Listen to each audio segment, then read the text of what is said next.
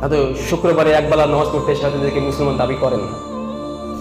রাসূল জানাচ্ছেন একজন মুসলিম মুমিন আর একজন কাফের মধ্যে পার্থক্য কি? সালাত, নামাজ। আমি বলি নাই, আমাকে গাল দিয়ে কোনো লাভ নাই, রাসূল বলেছেন। উমর রাদিয়াল্লাহু আনহু বলছেন, বাইহাকির বর্ণনা, যে নামাজ ছেড়ে যে নামাজ পড়লো না সে কাফের, ডাইরেক্ট বলেছেন উমর রাদিয়াল্লাহু আনহু। আরেকজন বিশিষ্ট সাহাবী বাইহাকির রিওয়ায়াতে এসেছে, তিনিও বলেছেন যে নামাজ ছেড়ে দিলে সে কাফের হয়ে গেছে। আব্দুল্লাহ বিন মাসউদ যত সম্ভব বাইহাকির বর্ণনা, তিনিও বলতেছেন যে নামাজ পড়ে না, যে নামাজ ত্যাগ করে সে মুসলমানই নয়। তাহলে তুমি একবার চিন্তা করো, তুমি যে 5 ওয়াক্ত নামাজ পড়ো না, তুমি ভাবতেছো সপ্তাহে জুম্মায় একটা দিন আসবে সে নিজেকে মুসলমানের খাতায় নাম লেখাবো, যে তুমি জান্নাত চলে যাবা, এটা কখনো সম্ভব নয়।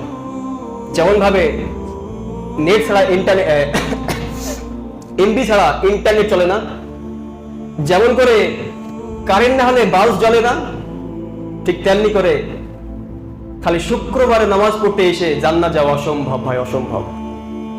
সুতরাং পায়ে হাত থেকে বলি, ছোট ভাই, নামাজ হচ্ছে এমন একটা বিষয় যেটা তোমাকে ইহকালে পরকালে কামিয়াবির রাস্তা তোমাকে বার করে দেবে, দেখিয়ে দেবে, যা শত শত নমুনা ইতিহাসের পাতায় সাক্ষী রয়েছে।